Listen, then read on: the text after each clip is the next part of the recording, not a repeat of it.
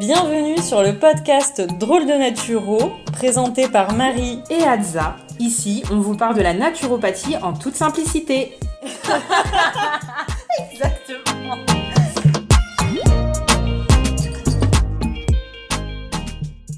Bonjour à tous, on est ravis de vous retrouver sur le podcast Drôle de Naturo. Salut Hadza. Hello Marie, comment tu vas? Eh ben écoute, ça va très bien et toi? Ça va aussi, ça y est, il commence à cailler le matin. Ouais, il commence à faire froid, l'automne est bien là. Alors du coup, aujourd'hui, on va vous parler de système immunitaire, de comment préserver votre santé avec toutes les personnes qui commencent à être malades peut-être autour de vous. Ouais, il y a le fameux Coco qui est revenu. Et puis bon, il y a plein d'autres virus, donc l'idée c'est vraiment de vous aider à prévenir et ou à guérir. Alors du coup, on va commencer avec un petit rappel sur ce qu'est le système immunitaire. Alors le système immunitaire, c'est quelque chose qui va aider l'organisme à se défendre. Il existe deux systèmes de défense. Il y a le système qui est inné, donc là on va retrouver tout ce qui est la peau, les muqueuses. C'est vraiment la première barrière face aux agressions extérieures, la première barrière de défense. Vous avez aussi tout ce qui est réaction inflammatoire, la fièvre qui nous aide à combattre des virus et des bactéries. Et vous avez après tout un tas d'autres cellules dans le corps qu'on ne va pas particulièrement citer ou développer parce que ça n'a pas d'intérêt, mais par exemple des natural killers que vous avez peut-être déjà entendus. Voilà. J'aime bien ce nom, les natural killers. Natural killers, si on dit un peu à l'anglaise. Donc voilà, donc ça c'est vraiment la première partie et ensuite il y en a une seconde, Hadza. C'est ça, donc il y a la première lignée de défense et après il y a la deuxième qui va être adaptative. Qu'est-ce que ça signifie ? Ça veut dire qu'en fonction, en gros, de l'antigène qui va se présenter, c'est-à-dire du microbe qui va se présenter à vous, votre corps va réagir de manière différente. Donc, c'est le système de défense adaptatif. Et là, le corps va produire des anticorps, du coup, spécifiques à l'antigène qu'il rencontre. L'antigène, c'est vraiment, en gros, l'agresseur, on va dire. Et ce système de défense adaptatif, la différence avec le système inné que tu as présenté, Marie, c'est qu'en plus, il a une mémoire immunitaire. Donc, ça veut dire que quand je vais rencontrer un antigène, mon corps va produire des anticorps pour se défendre et il va garder en mémoire. Comme ça, si je rencontre cet antigène, je vais avoir plus de facilité à me défendre. Donc, c'est par exemple ce qu'on va rencontrer aussi, ce qu'on va chercher à provoquer avec la vaccination. Mais autrement, avec tout type de microbes, lorsqu'on les rencontre, quand on les rencontre une seconde fois, notre corps a plus de facilité à se défendre. Voilà, et c'est ce qu'on disait aussi tout à l'heure, c'est pour ça que les enfants, les tout petits, tombent aussi très souvent malades parce que c'est la première fois qu'ils vont rencontrer les virus et ce sera d'autant moins fort finalement le virus quand ils le rencontrent. Exactement, quand ils mettent en place leur défense, en fait, il y a une forte réaction au départ puisque le corps lutte pour la première fois. Et ensuite, au fur et à mesure où ils vont rencontrer ces microbes, et bah, du coup, ils vont avoir plus de facilité. Tout à fait. On trouvait ça important de vous rappeler également que 70 à 80% du système immunitaire est logé dans les intestins. Donc, c'est-à-dire qu'en gros, les cellules de l'immunité naissent au niveau de l'intestin, d'où l'importance de prendre soin de nos intestins, de les chouchouter. Et dans ce cadre-là, vraiment, la première chose à ne pas oublier, c'est qu'il faut soigner son alimentation. Comment on va soigner son alimentation ? Dans un premier temps, en évitant de lui apporter forcément des mauvais aliments ou des aliments qui vont attaquer justement la barrière de l'intestin. Donc, on va éviter tous les aliments ultra transformés. Donc, c'est toujours un petit peu pareil. Vous commencez à connaître ces règles. On va éviter tous les aliments aussi raffinés. Et on va essayer de s'alimenter en fonction de la saisonnalité parce que finalement, que ce soit les fruits, les légumes, ils vont vraiment être adaptés par rapport à nos besoins en fonction de la saison. Donc il ne faut vraiment pas hésiter à utiliser les légumes et les fruits de saison, les aliments qui sont aussi locaux et qui vont être riches du coup en antioxydants, en minéraux et en vitamines. Donc Marie, est-ce que tu peux nous présenter justement les fruits et légumes de saison actuellement dans cette saison automnale ? Tout à fait. Alors effectivement, pour avoir les vitamines et minéraux de saison, on va les chercher premièrement dans l'alimentation. Donc vous retrouvez sur les légumes d'octobre tout ce qui est courges, vous avez encore des courgettes, vous avez des poireaux, les choux, choux-fleurs, choux Bruxelles, les choux verts, choux rouges, brocolis, épinards, du céleri. de l'artichaut, les carottes, que vous trouvez aussi très souvent. Enfin, les carottes, il y a une grande saison pour les carottes. Vous trouvez encore aussi du poivron, qui est très intéressant pour la vitamine C. Vous avez les blettes, vous avez aussi de la salade, la laitue. Et n'oublions pas les condiments, ail, oignons, épices, voilà, curcuma, gingembre, etc. Quelle liste! Ouais, là, vous pouvez faire des super plats hyper gourmands. Vous avez dans les fruits, toujours sur le mois d'octobre, les figues, les poires, les pommes, le raisin, les prunes, le coing, le citron. Voilà, la liste elle n'est pas exhaustive mais ça vous donne déjà des idées. Et sur le mois de novembre, parce que ça arrive vite, vous retrouvez tout ce qui est chou toujours et vous ajoutez aussi le fenouil, la betterave, les topinambours, le panais, le navet aussi. On en parlait en off, le panais, il n'y en a pas beaucoup qui cuisinent parce qu'ils ne savent pas comment le cuisiner. N'est-ce pas? Je me sens concernée. Voilà, alors moi ce que je fais, je vous donne un petit tips rapide, je coupe le panais en petits bâtons comme les carottes en fait. Je prends des carottes colorées, du panais, je mets tout ça dans un plat, je badigeonne d'huile d'olive, d'épices, ail, noix de muscade, curcuma... Voilà. Antioxydants à fond. Exactement, thym, romarin, et je mets ça au four. Et vous avez des super légumes croustillants, un peu rôtis, et franchement, c'est super bon. Tu testeras? Je testerai évidemment. Voilà. Et... Novembre, je t'attends. Et ce que vous retrouvez dans les fruits, sur le mois de novembre, vous avez le kiwi, la grenade, les dattes, et après tout ce qui est aussi clémentine, mandarine, orange. Évidemment, on vous recommande vraiment d'utiliser tous ces aliments. Vous voyez, il y a vraiment une liste phénoménale que Marie nous a présentée. Donc normalement, il n'y a pas d'excuse. On a tendance à se dire qu'en hiver, on a moins le choix. Mais on se rend compte que si vraiment on fait attention à tout ce qui existe d'un point de vue saison, en fait, il y a quand même beaucoup de possibilités. Mais c'est vrai qu'il peut être nécessaire parfois quand même de se supplémenter, malgré une alimentation équilibrée et de saison. Et donc, on va vous donner un peu un top 5 des micronutriments essentiels durant la période automnale, hivernale. Donc, le number one, évidemment, Marie, c'est la vitamine D. Pourquoi? Vous le savez, en hiver, nous sommes moins exposés à la lumière du soleil et donc on va moins produire de vitamine D naturellement. Donc là, l'objectif, ça va être d'apporter de la vitamine D pour ne pas être carencé, en sachant qu'à peu près 80% de la population française est carencée en vitamine D. Donc nous sommes tous concernés. N'hésitez pas à demander, lorsque vous voyez votre médecin, que vous faites un check-up, une prise de sang pour vérifier vos taux de vitamine D. Malheureusement, cette analyse biologique n'est plus remboursée, mais c'est quand même bien d'avoir une idée justement des taux et de vous rendre compte si vous êtes carencé ou non. En tout cas, on vous recommande plutôt une dose quotidienne de vitamine D. On ne va pas vous donner de dosage puisque l'idée c'est vraiment de vous rapprocher d'un professionnel de santé par rapport à votre cas puisqu'on individualise toujours en fait nos recommandations. Ensuite, au top 2, on va vous proposer le magnésium parce que c'est vrai qu'il faut rappeler que le magnésium et la vitamine D sont vraiment nécessaires et ont une meilleure absorption lorsqu'ils sont pris ensemble. Donc le magnésium, vous le savez aussi maintenant, il est vraiment utile dans plus de 300 fonctions dans le corps. Et là, on va vraiment surtout viser le moral dans la période hivernale, mais aussi toutes les fonctions enzymatiques du magnésium et aussi son utilité au niveau de l'intestin. Ensuite, on va avoir en top 3 la vitamine C, que l'on va retrouver évidemment dans tous les aliments que Marie vous a cités, mais il peut être utile de faire une petite cure durant la période hivernale pour booster justement l'immunité et soutenir davantage l'organisme. Ouais, et du coup, la vitamine C, dans l'acérola, on la retrouve si jamais vous voulez vous complémenter. C'est une vitamine C naturelle qui est top. En top 4, au niveau des micronutriments, on va vous proposer évidemment les oméga 3 pour leur effet anti-inflammatoire. Donc, ils vont vraiment réguler aussi l'immunité et ils vont vraiment permettre de faciliter les transmissions entre les cellules. Donc, il y aura un effet sur l'immunité, mais aussi sur le moral et surtout l'aspect inflammation du corps.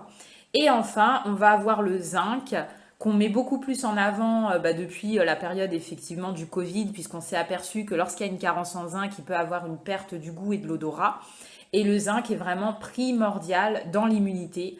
Donc le zinc, où est-ce qu'on va le trouver dans les aliments? Donc on va le trouver dans tous les produits de la mer, notamment les huîtres, les crustacés, mais aussi tous les produits, les céréales complètes, pardon, les oléagineux, la viande rouge et les crucifères, donc tous les choux qui sont de saison. Et voilà, à ton tour Marie de nous parler d'huiles essentielles. Oui, alors on va parler un petit peu aromatologie. Alors, on a choisi de ne pas vous donner de dosage parce que, comme d'habitude, on vous conseille de vous rapprocher d'un professionnel de santé. Donc, vous pouvez très bien demander, par exemple, à votre pharmacien ou à votre naturopathe. Votre naturopathe, évidemment. Le naturopathe préféré. Ou après, il existe aussi des choses parfois qui sont toutes prêtes ou qui sont du coup sans danger. Parce qu'on le rappelle, les huiles essentielles sont quand même très très concentrées en principe actif, donc il ne faut pas faire n'importe quoi avec. C'est puissant. C'est très très puissant. Alors on a fait un petit top 3 et en première position, nous on a choisi de vous parler du Ravinsara et du Tea Tree parce que c'est vraiment deux huiles essentielles antivirales, antibactériennes et antifongiques. C'est les chouchous voilà, de l'hiver. À large spectre et qui sont aussi facilement utilisables. Petit clin d'œil, le Ravinsara c'est malgache évidemment. C'est aussi utilisable par les enfants, c'est assez facile d'utilisation, il y a peu de contre-indications, il y en a quand même, donc renseignez-vous. Mais voilà, facile d'utilisation, Ravinsara et Tea Tree, vous pouvez pas faire beaucoup de bêtises normalement avec. Ensuite, vous avez l'eucalyptus, donc là, sur tous les maux hivernaux, quand on est un peu pris au niveau ORL, au niveau du nez, de la gorge, etc. Ça dégage. Voilà, eucalyptus radié, eucalyptus globulus aussi.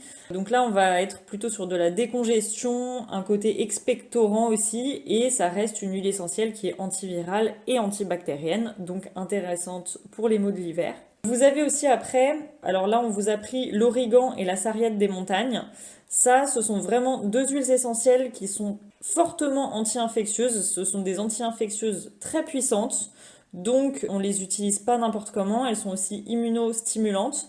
Et là par contre, vous pouvez aussi les utiliser autrement qu'en huiles essentielles. Il y a pas mal de marques, vous verrez en pharmacie ou parapharmacie, qui proposent des petits comprimés ou des petites capsules qui contiennent tout un tas de vitamines, mais aussi des huiles essentielles d'origan et sarriette des montagnes qui seront là pour le coup bien dosées et vous n'aurez pas de soucis de dosage avec des choses qui sont déjà toutes prêtes et proposées en pharmacie ou parapharmacie. Oui, parce qu'il faut vraiment les utiliser avec précaution, celle-là. Alors du coup, est-ce que tu veux nous parler un peu de phyto, Hadza? Ouais, je vais vous parler un petit peu des plantes qu'on peut utiliser en hiver et qui vont booster le système immunitaire. Donc déjà, il y a l'échinacée. Donc l'échinacée, c'est vraiment une plante qui va être immunostimulante et anti-infectieuse. Donc c'est une plante justement qu'on ne va pas utiliser lorsqu'il y a des maladies auto-immunes par exemple ou une immunodéficience, vraiment une pathologie liée à l'immunodéficience, parce qu'elle va vraiment booster le système immunitaire. Mais c'est une plante vraiment très utilisée en hiver. Ensuite, on a évidemment le thym. On peut par exemple l'utiliser en infusion. Donc le thym, c'est vraiment un anti-infectieux puissant. Elle est aussi anti-inflammatoire. Le thym est mucolytique également et elle est aussi antispasmodique. Donc elle va être intéressante par exemple lorsqu'on va avoir des troubles digestifs parce qu'on va avoir par exemple une petite gastro. Non seulement elle va être anti-infectieuse, donc elle va agir sur le virus en question, mais en plus elle va soulager les spasmes et donc détendre au niveau digestif. Le thym, c'est le top. Alors, moi, je sais qu'en infusion, j'ai un peu de mal à boire le thym. Je trouve ça fort. Et donc, c'est intéressant dans ce cas-là d'opter pour le thym citronné, qui peut être une bonne option. Et ensuite, on a le sureau noir. Donc, le sureau noir aussi qui est intéressant, notamment pour les enfants, qui va être fluidifiant des sécrétions bronchiques, anti-inflammatoire également, et riche en antioxydants. Donc, on peut le consommer soit en infusion où il y a aussi des sirops à base de sureau. Il active également la sudation. Donc, on vous l'a expliqué tout à l'heure, la fièvre a vraiment un effet important dans tout ce qui est infectieux. Et elle permet vraiment de lutter contre les virus, les bactéries. Le sureau va vraiment stimuler la sudation et donc l'élimination des toxines. N'hésitez pas à utiliser le sureau. Pour rester un petit peu dans les plantes, tu vas nous parler de gémothérapie, Marie.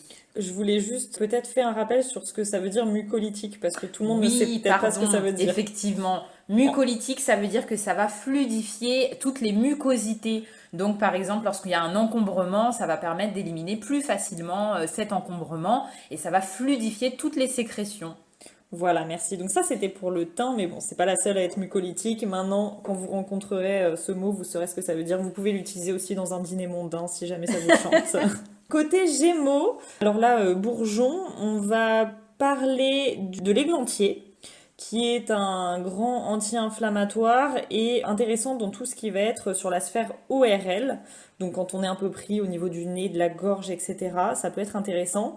Vous retrouvez aussi l'aulne glutineux qui va avoir le côté stimulant du système immunitaire, qui va être intéressant quand on a une production de mucosité. Un autre bourgeon qui est très très intéressant, pas que pour les maux hivernaux, mais là en l'occurrence il est aussi intéressant pour ça, c'est le cassis pour son effet anti-inflammatoire. Le top, le cassis. Voilà.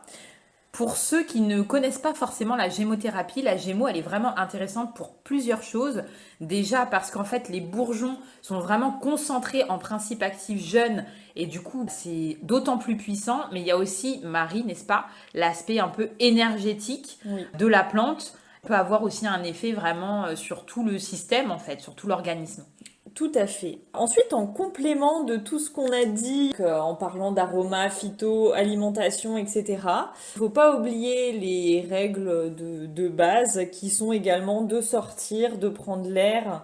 Adza, n'est-ce pas, on va aller au soleil. Il faut vraiment s'exposer à l'extérieur, à la lumière, même si on perd le soleil plus rapidement en journée. Le fait d'être à l'extérieur, ça va vraiment stimuler le système immunitaire et ça va doper notre morale. Donc on va avoir une meilleure humeur. Voilà, rapport à la vitamine D, le soleil, on le rappelle, puisque c'est ça qui nous aide à la synthétiser. N'hésitez pas à vous exposer au froid. Alors on avait parlé de la douche froide dans l'épisode sur la rentrée. Si c'est quelque chose que vous avez réussi à mettre en place, n'hésitez pas à vous confronter régulièrement au froid. Alors pareil, si vous avez de l'énergie, si vous êtes complètement à plat, n'allez pas vous prendre une douche gelée, ça va pas être très agréable et ce sera pas bénéfique. Mais en tout cas, si c'est quelque chose que vous avez l'habitude de faire, vous pouvez continuer de le faire cet automne. Et même en hiver pour les plus courageux. Il y a des gens qui en Bretagne se baignent même l'hiver. Hein. Ouais, ils sont courageux. Hein. Ouais. Après, allez, cette année, j'essaye de maintenir ça en hiver, vu que je continue à le faire. Mais c'est vrai que moi, par exemple, j'adore courir en hiver à l'extérieur quand c'est un froid sec. Oui. Je trouve qu'en plus, ça dope mes performances, que je suis hyper plus forte. Ouais. Moi, c'est vraiment l'humidité que je fuis. Mais quand il fait froid, j'aime bien courir. Je trouve ça beaucoup plus agréable que quand il fait chaud. Ouais, complètement. Du coup, n'oubliez pas l'activité physique, belle transition, parce que l'activité physique, déjà, ça garde votre corps en mouvement, ça favorise aussi la stimulation du système immunitaire, ça participe également au chouchoutage de vos intestins. Et à l'élimination des toxines, parce qu'on vous connaît, on sait que vous allez manger des raclettes. Oui, exactement. Et vous pouvez en manger parce qu'il faut garder ce côté plaisir quand même. Mais n'oubliez pas de mettre en place quand même des petites actions au quotidien. C'est quoi ça, Marie ? De quoi ? L'équilibre. Oui, tout à fait. Évidemment, l'équilibre qu'on prône depuis le début de ce podcast. Et voilà. Et écoutez, on a fait un bon petit tour là déjà pour vous aider à préserver votre santé si votre entourage est malade autour de vous. Et peut-être que vous ne le saurez pas. Ou en tout cas, si vous commencez à l'être, vous pouvez déjà réagir et essayer de... Et à votre entourage qui est malade, donnez-leur notre podcast. Voilà, exactement, partagez. D'ailleurs, n'hésitez pas à commenter le podcast si votre plateforme d'écoute le permet. Partagez et mettez-nous des petites étoiles si vous êtes content. Voilà, nous on sera contente aussi. Merci Marie et à dans 15 jours. Merci à toi Adza et on se retrouve dans 15 jours. À bientôt. À plus. Merci à tous pour votre écoute. On se retrouve dans 15 jours et en attendant, prenez soin de vous et n'oubliez pas que l'équilibre, c'est la clé. À bientôt.